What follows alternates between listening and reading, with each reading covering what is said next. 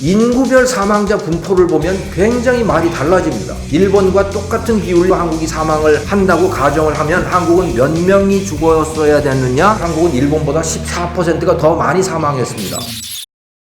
이 K-방역이라고 하는 것의 핵심은 바로 락다운, 국민들의 자유를 제한하는 거, 바로 이것인데 한국이 이런 정책을 해가지고 강력한 어떤 효과가 나타났었는가라고 하는 걸 보자 하고 하는 의미에서 한국과 일본의 코로나 사망자 숫자를 비교를 해본 겁니다. 9월 20일 그 무렵에 한국의 코로나 사망자는 383명이었고 일본은 1,500명이었어요. 그러니까 인구가 2.5배 많은데 사망자는 4배가 더 많으니까 일본의 사망자가 훨씬 더 많네 라고 이야기할 수 있죠. 그런데 인구별 사망자 분포를 보면 굉장히 말이 달라집니다. 왜냐? 코로나 사망자는 대부분 90% 이상이 다 60대 이상이에요. 일본 사망자, 코로나 사망자의 대부분을 보시면 다 60대 이상에서 95%가 60대 이상에서 나타나고 있거든요. 60대 이상 인구를 보면 일본이 압도적으로 많습니다.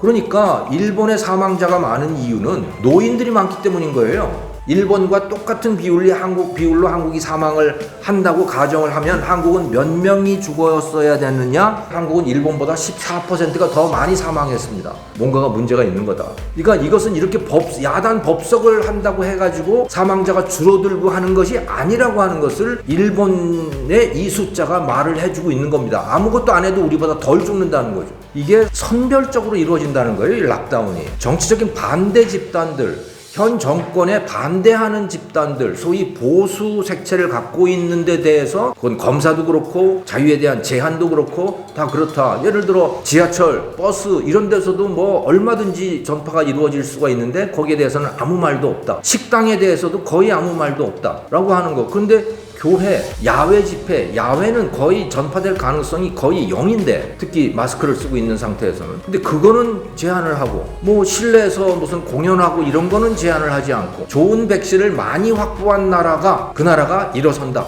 이 코로나를 뚫고 일어선다 라는 거예요. 내년부터 백신이 나온다고 했을 때 그중에 어떤 나라들이 백신을 가져갈 수 있는가? 한국은 0.1로 돼 있는데 사실은 한국은 없어요.